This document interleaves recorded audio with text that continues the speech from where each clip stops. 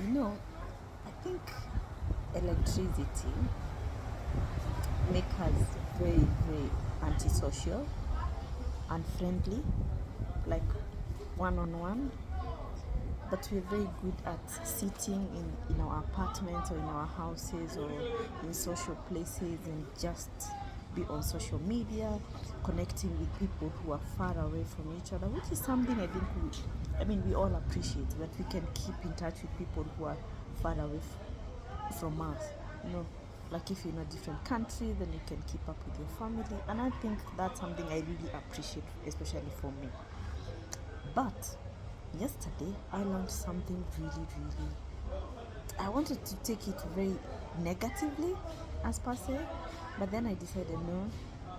I think it's taught me something. So we didn't have electricity from 8 o'clock till today, maybe I don't know, 12 o'clock or even past 12 o'clock. So basically more than 12 hours we didn't have, let's say 15, 16 hours we didn't have electricity. And at night, I went to the reception and I found a whole lot of people like sitting, squeezing for each other so they can sit down and waiting patiently so that they can charge their phone. And I remember I was leaving the reception around maybe half past midnight, and I thought, wow, it's like people couldn't go to bed, and I actually left a whole lot of people still there. Fast forward, I went, slept, woke up in the morning, couldn't sleep, and then I decided, you know what, I'm gonna go for a run. 5:50, I think. I woke up. I decided to go for a very long run. I think first I did the first 5.1 kilometers. And then my phone decided to die on me. But the whole lot, because I know the other place, I did almost 10 more kilometers. So in the morning I did a good 15 kilometers. I haven't done running for a very long time. So when I got home, I felt like, oh my god, this is just something. Anyway, I'm a little bit still, like, I don't feel so good. You know, my feet are even paining, my knees are paining. Anyway, so I just noticed something, and in the morning when I woke up at that 5:50, I actually found, I think there were like 4 guys. One of them was working. I think he's American or something. So he's working on his time, and then there was another, like 2 of them were working. Then 2 others were just there vibing because they couldn't sleep. So they were just there talking. And I started thinking, you see, that brings people out. I've never known. There's so many other people I've never seen around because they're actually always in their apartments watching TV, interacting with each other, because most people, I think, they know each other, so they're like family, so they always invite each other in the house. But most of the time, it's watching TV and being on the phone. People stay in the indoors for a very long time. So I asked myself, so lack of electricity can start making people talk.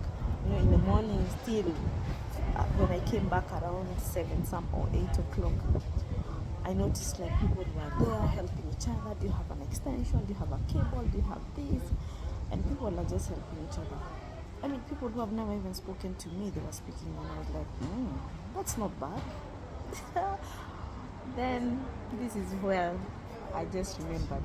It's interesting when I went running, because someone had said to me, we can go running together. But then they didn't have a phone. So we were wondering. So they called before they left the house and they said, okay, where are we going to meet?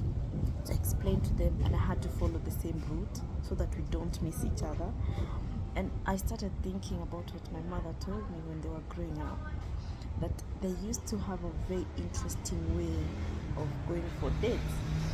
For example, if a boy I think by then they were young, they were not like men, but like when they were teenagers.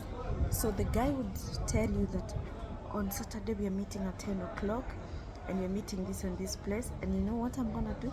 I'm gonna drop like branches of trees and then you're going to follow until now they meet somewhere that is secret so that the family don't see them. And guess what? They couldn't change plans, because if on Saturday you agreed it's 10 o'clock and they're going to be dropping some branches in a specific area, then that's what they did.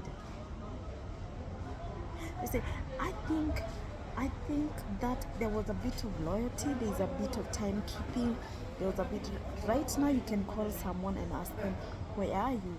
And they say, I'm on my way. Oh, give me 5 minutes. And 5 minutes, it's never 5 minutes. 5 minutes, it's never 5 minutes. So I started thinking, I think without phones, people would keep time because you don't want to miss the other person, and people will never change plans as much as possible. Can you imagine sometimes you have planned with someone for a whole week, you're meeting in this and this place, and then the last minute they say, no, I have a feeling that's not gonna be a good place, let's change. And they change the plans. So I think we should take it like, yes, the old good days sometimes without electricity made us have some kind of character in us, loyalty, patience, more interaction with each other, because you have to help each other. If today I wanted to send something to somewhere in Africa or Europe or whatever, it will take me like a few minutes. But guess what, long time ago, I have to depend on people. And that means we also had to create rapport between people. We had to create rapport between people for you to be able. So I think not having electricity is also not such a bad thing. I think it creates us in a way as a society. It makes us have more togetherness, because you can't do it without each other. You can't survive without each other.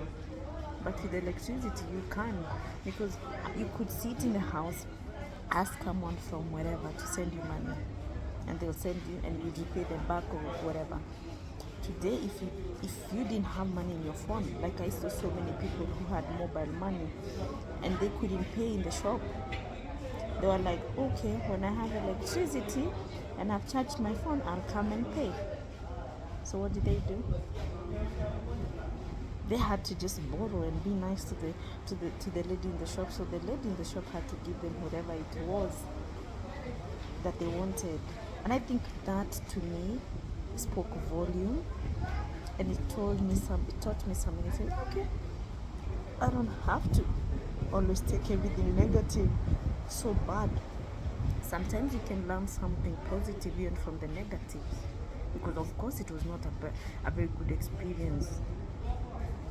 No, because on phone you can talk to anybody around the world, and yet you don't know your neighbor.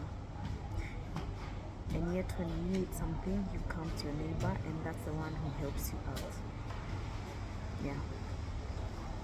So to me, I was like, okay, not so bad. I don't know what's your take, but I think you should always say, whatever it is, try to find the good in it, whether it's good or bad. There's always something beautiful out of everything.